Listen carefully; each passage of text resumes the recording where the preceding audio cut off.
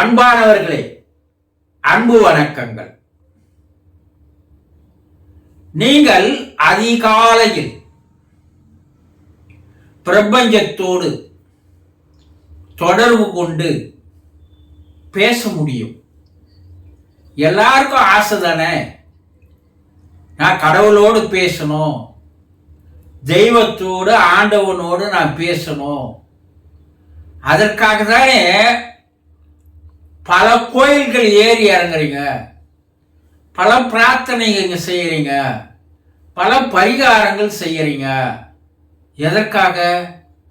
இறைவன் நான் சொல்வதை கேட்க மாட்டானா என்ற ஒரு ஆதங்கம் தானே, ஒரு ஆசை தானே. எல்லாம் சரிதான். ஆனா அதற்குண்டான ஒரு நேரம் இருக்கிறது. அந்த நேரத்தில் நீங்கள் தொடர்பு கொண்டால் பேச முடியும். நீங்கள் வைக்கின்ற கோரிக்கைகள்,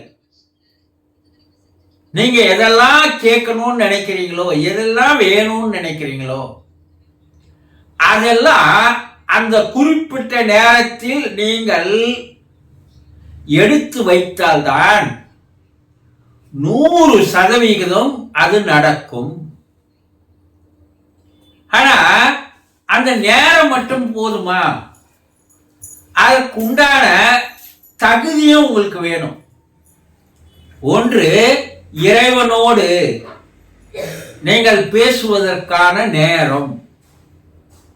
அந்த நேரத்தில் நீங்கள் எப்படி இருக்க வேண்டும் என்ற ஒரு நிலை, இது இரண்டுமே சரியாக இருந்தால்தான் நீங்கள் அந்த பிரபஞ்சத்தோடு, அந்த இறைவனோடு, அந்த ஆண்டவனோடு, அந்த கடவுளோடு உங்களால் தொடர்பு கொண்டு பேச முடியும். அப்பதான் அந்த பிரபஞ்சமும் அந்த இறைவனும் நீங்கள் சொல்வதையெல்லாம் கேட்பதற்கு தயாராக இருக்கிறார்கள். அந்த நேரம் என்ன நேரங்க? இது ஆதிக்காலம் முதல் கொண்டு வேதங்களில், உபநடனங்களில், சாஸ்திரங்களில், பல்வேறு நூல்களில், பண்டைய கால நூல்களில் முனிவர்கள், ரிஷிகள், யோகிகள், சித்தர்கள், ஏன் அவதாரங்கள் கூட உங்களுக்கு எடுத்து எடுத்து கூறியிருக்கிறார்கள். ஆனா அதெல்லாம் செவி கொடுத்து கேட்காமல், அவர்கள் சொன்னதை எதையுமே நீங்கள் பின்பற்றாமல், உங்களுக்கு ஏற்ற வகையில, உங்களுக்கு வசதியான நேரத்தில் அப்போ போய் கோயில்கள் எல்லாம் போய் பிரார்த்தனை செய்யறீங்க, கோரிக்கைகளை வைக்கிறீங்க, வேண்டுதல்களை வைக்கிறீங்க. கடைசியா யார் மேல பழிய போடுறீங்க? நான் எத்தனை கோயிலா இறங்கினேன் தெரியுமா? எத்தனை ஆயிரம் கடவுளை நான் வணங்கினேன் தெரியுமா? எவ்வளவு கடவுள்கிட்ட நான் கண்ணீர் விட்டு கதறி அழுதேன் தெரியுமா? எந்த கடவுளையும் என்னுடைய கோரிக்கைகளை கேட்கவே இல்லையே. கடவுளுக்கு காதே இல்லையா, கண்ணே இல்லையா என்று கூறுபவர்கள் தான் எக்கச்சக்கமா இருக்கிறீங்க இல்லையா? ஆனா இறைவன் அவனோடு பேசுவதற்கு ஒரு நேரத்தை, டைம் கொடுத்திருக்கிறான்.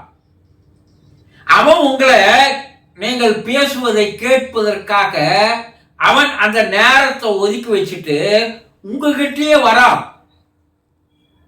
இதையெல்லாம் புரிந்து கொள்ளாமல் காலம் காலமாக உங்களுடைய நேரத்தை கழிக்கிறீங்க, நாளை கழிக்கிறீங்க, வாரத்தை மாதத்தை கழிக்கிறீங்க, வருடத்தை ஆயுளையும் கழிச்சுங்கிறீங்க. அப்ப அது என்னதான் நேரங்க? நம்முடைய வேதங்கள் கூறுகிறது, அதிகாலை பிரம்ம முகூர்த்த நேரம், பிரம்மனுடைய நேரம், இறைவனுடைய நேரம். அதுதான் அந்த நேரத்தில் நீங்கள் எழுந்து அந்த இறைவனோடு, அந்த பிரபஞ்சத்தோடு உங்களால் நேரடியாக தொடர்பு கொள்ள முடியும். அந்த பிரபஞ்சமும் உங்களிடம் நேரடியாக உங்களிடமே வருகிறது. உங்களுடைய கோரிக்கைகளை, உங்களுடைய வேண்டுதல்களை கேட்பதற்காக அவர்கள் உங்களுடைய வீடு தேடி உங்களிடமே வருகிறார்கள். ஆனா இது எதையுமே புரிஞ்சிக்காத, இது எதையுமே தெரியாத அந்த நேரத்தை கோட்டை விட்டுட்டு நீங்க என்ன பண்றீங்க? உங்களுக்கு எப்போ நேரம் கிடைக்குதோ அப்போ கோயில்களுக்கு போவது. அது இறைவனுடைய நேரம் இல்லை.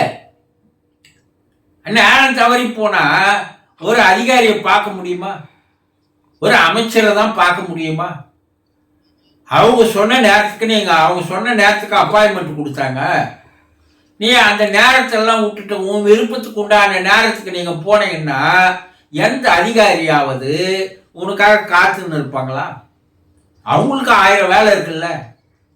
அதே போலதான் இறைவன் உங்களுக்கு கொடுத்திருக்கின்ற நேரம், அப்பாயின்மெண்ட், பிரம்ம முகூர்த்த நேரம் காலையில 3 to 5 மணி வரைக்கும் அவனே வந்து அழைக்கிறான். அந்த நேரத்துல ஒரு சிலருக்கு தூக்கம் போயிடுது. அதற்கு அப்பால எழுந்து போறீங்க. நீங்க என்ன பண்றீங்க? சிறுநீர் வருதுன்னு போயிட்டு வந்துட்டு மறுபடியும் என்ன பண்ணிடுறீங்க? படுத்து விடுகிறீர்கள்.